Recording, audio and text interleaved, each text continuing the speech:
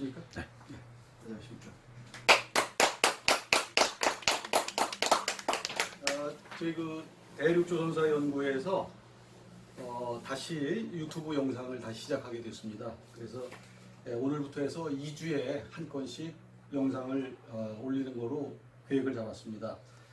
그동안 김종희 선생님의 사무실에서 저희가 그 대륙조선사를 같이 했었는데 조선의 강역과 관련해서 조금의 사관의 차이가 남으로 인해 가지고 저희가 부득이하게 따로 영상을 제작을 해서 활동을 하게 됐습니다. 여러분들의 많은 협조를 좀 부탁드리겠습니다.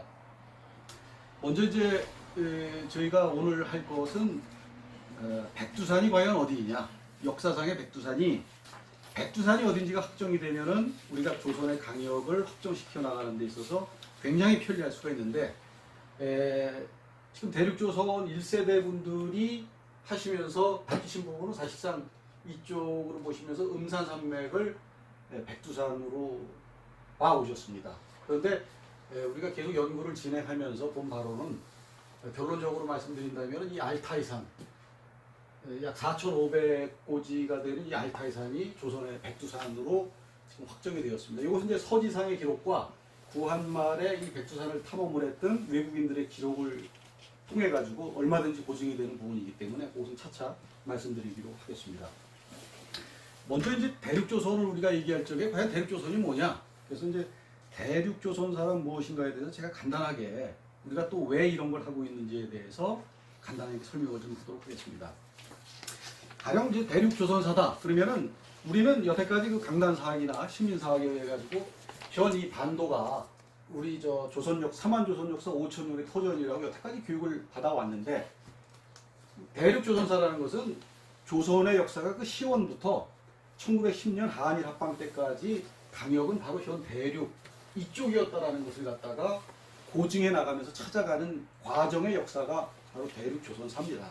그래서 이 부분에 대해서 많은 분들이 의구심을 제기를 하고 계신데, 이러한 것들은 저희가 하는 이 영상이라든지 각종 자료를 통해서 천천히 공부하시다 보게 되면 얼마든지 현 반도 조선사의 허구를 알 수가 있다고 보여집니다.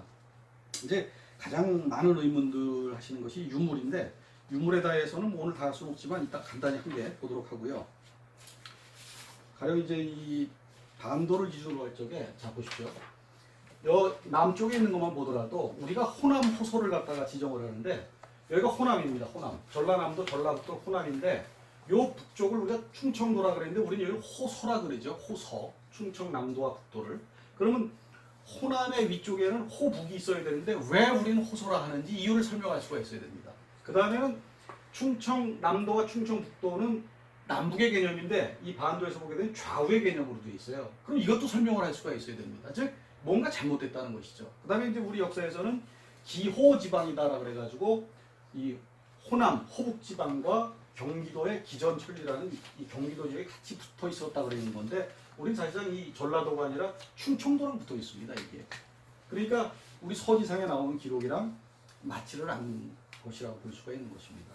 그 다음에 이제 간단히 이제 몇 개 더 말씀드린다면은, 그 1세대의 신재정혁 선생님도 말씀하셨습니다만, 이 경주에 있는 그 큰 왕릉들이 있는데, 왕릉에 묘지석이 하나 또 없다는 것이죠, 묘지석이. 보통 무덤이 나오게 되면 거기에 누구의 묘라는 그 묘지석이 있어야 되는데 왜 하나도 없느냐. 그래서 한다는 것이 뭐 천마 그림이 나왔다고 해서 천마총, 금관이 나왔다고 해서 금관총, 그다음에 스웨덴 구스타프 왕세자가 와서 했다고 서봉총, 이런 식으로 당시의 상황에 따라서 말을 만들어 해놓은 왕릉이 경주에 있는 겁니다. 그러니까 조선 왕릉을 보게 되면 어떻게 물론 가짜지만 다 누구 왕이라고 다 표시를 해놨잖아요. 그러니까 그게 있어야 된다는 말씀입니다. 또 하나는 백제 지역을 갖다 이쪽 지역으로 갖다 놨는데, 전라도 지역으로, 충청도 쪽하고. 백제가 역사가 뭐 800년에서 900년으로 갔는데, 무덤이 지금 발견된 게 무슨 계로왕하고, 그 다음에 문영왕릉하고 몇 개밖에 없어요. 아니, 이렇게 신라만큼 오래 갔던 나라의 무덤이 다 어디 갔냐 이거죠. 그걸 설명할 수가 있어야 됩니다. 또 하나는 이제 우리가 조선군이 그 임진왜란을 했었죠. 이 임진왜란을 뭐지 강담사학자나 일제치리라는 이 남쪽, 전라남도 쪽에서 이 바닷가를 따라서 일어났다 그러는데, 저희 대륙조선사에서 보는 입장에서는 임진왜란은 명확히 양자강가를 축으로 해가지고 일어난 전쟁입니다. 여기 보시게 되면 이게 양자강이고요. 장강이죠. 그 다음에 이 장강 무한에서 이 올라가는 이게 바로 한수입니다. 지금 현재 중국에서도 이게 한수입니다. 한수 모양이. 그래서 여기를 왜군이 따라 올라오게 되면 한양을 바로 다다르기 때문에 이수인 장군이 이 한산도가 이쯤으로 지금 보여지는데 여기를 막은 거죠. 여기를 막으면 일로 못 올라가기 때문에 여기를 필사적으로 조선이 막았던 지역이 되는 거예요. 여기에 명량이 있는 거고 노량이 있는 거고 한산대첩이 일어난 제일 격변지라고 보시면 됩니다. 바로 포양호, 현재 포양호 있는 지역이 되겠습니다. 네, 말씀을 드리면 이제 배를 볼 적에 배를 바다를 항해하는 배는 지금도 마찬가지지만 그 배 모양이 이렇게 물 닿은 부분이 이렇게 돼야 되지 않습니까? 그렇죠? 배 모양이. 근데 조선 판옥선회 같은 경우는 이렇게 평평하게 만들었단 말입니다. 이게. 그러면 이거는 바닷가에서 파도가 치기 때문에 앞으로 나갈 수가 없죠. 이 배는. 이거는 물과 접촉하는 면이 작기 때문에 빨리빨리 나갈 수 있는데. 그래서 이 조선의 배가 판옥선이었다는 것은 민물 항해용이었다. 그걸 다 알 수가 있는 거고, 일본이 이러한 뾰족한 선체를 썼다는 것은 바닷길을 돌아가지고 일본 위치를 이 복권성 이쪽을 보고 있기 때문에 이 바닷길을 돌아서 들어왔기 때문에 이러한 모양을 가졌다라고 볼 수가 있는 것이죠. 그래서 이건 하나의 상식이죠. 우리 선조가 그러면 이런 배를 가지고 이 바다에서 싸웠다는데 어떻게 일본 부자도 기동력이 더 좋았습니까? 비상식적이잖아요. 이것만 딱 보더라도 뭐가 잘못되고 가짜구나 아실 수가 있어야죠.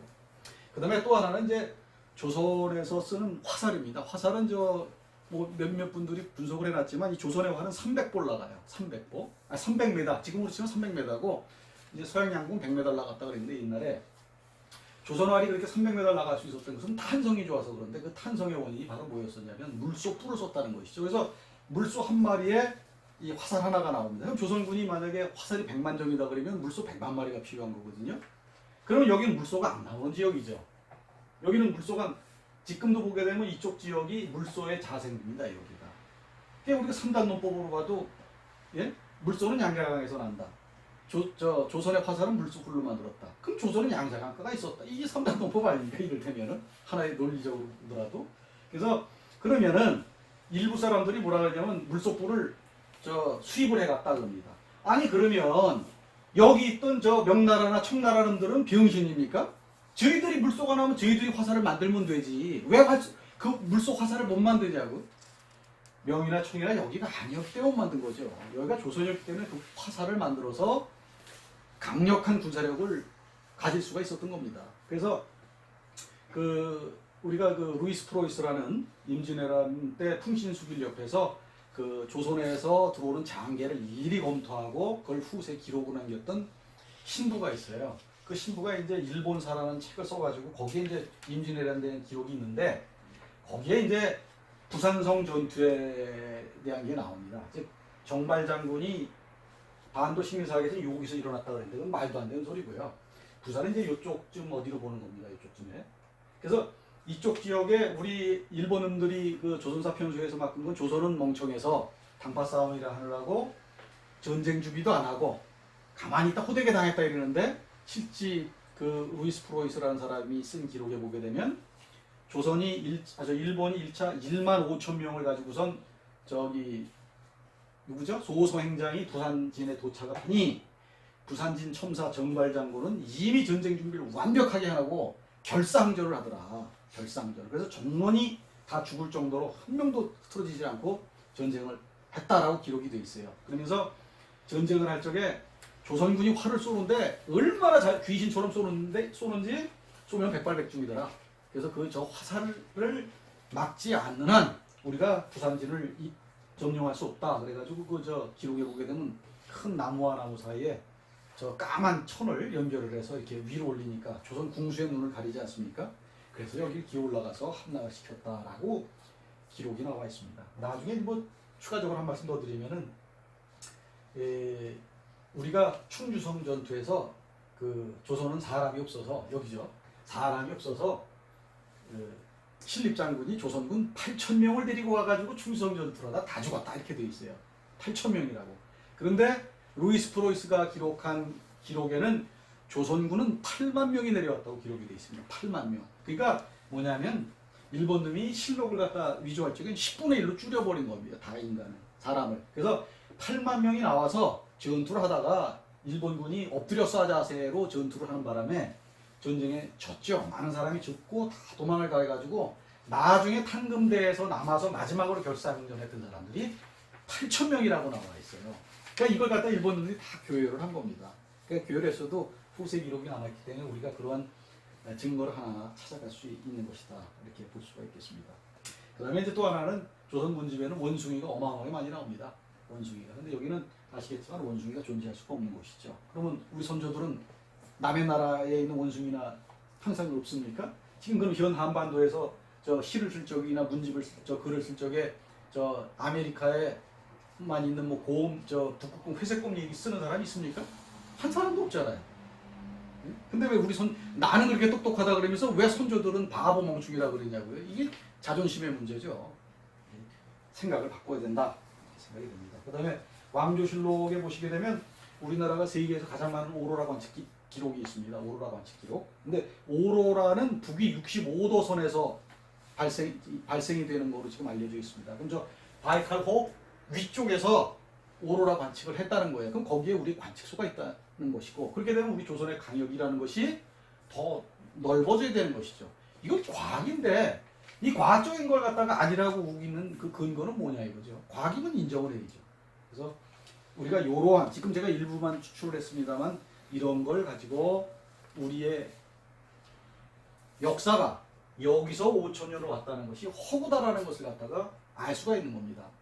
1차적으로는 선조들이 써놓은 문집, 기록, 그 다음에 일식, 월식, 그 다음에 오로라 천문 관측 기록, 헨리에선 기록 이런 걸 가지고 그거, 그 다음에 이제 구한말에 약 한 조선을 다녀갔던 한 200여 명에 달하는 그 외국인들이 쓴 글 이런 걸 가지고선 여기가 아니다라는 것을 갖다가 확정을 하게 된 것입니다. 그래서 저희는 우리가 우리 선조들의 위대한 문명, 그 다음에 문화를 안다면 당연히 구한말에 우리가 세가 서세동점의 시기에서 어려움 속에서 나라를 뺏기고 일로 강제 이주당하는 참 뭐라 그럴까요? 엄청난 슬픔이죠. 나라가 망한 거에 대해서는 자꾸 욕하시는 분들이 있는데 절대로 그런 게 아닙니다. 전쟁은 병가지 상사라 그래서 옛날에도 전쟁이 됐을 때 그 임금은 장수를 벌하지 않았어요. 마찬가지입니다. 나라도 하게 되면 시세가 불리하면은 방법이 없는 거죠, 이게. 그건 슬픈 거죠. 그래서 우는 겁니다.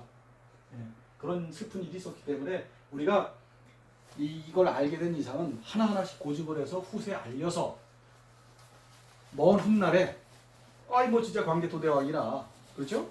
또 연개소문 같은 뛰어난 사람이 나오고 또 세계에 지금은 미국 주도에 의해서 세계 경기가 이루어지지만 미국도 결국은 끝날 때가 있겠죠. 그 시점에 대해서 세계의 풍운이 돌 적에 우리의 고토를 다시 회복할 수 있는 다문의 정신을 우리가 심어주기 위해서 하는 것이지 뭐 우리가 다른 뭐 어떤 걸 바라고 하는 건 아니니까 이런 부분에 대해서는 명확히 인식해 주시기 바라겠습니다. 그래서 간단하게 우리가 대륙조선사를 하는 목적이 뭐다, 그 다음에 대륙조선사를 하게 된 이유가 뭐다를 간단히 말씀드렸습니다.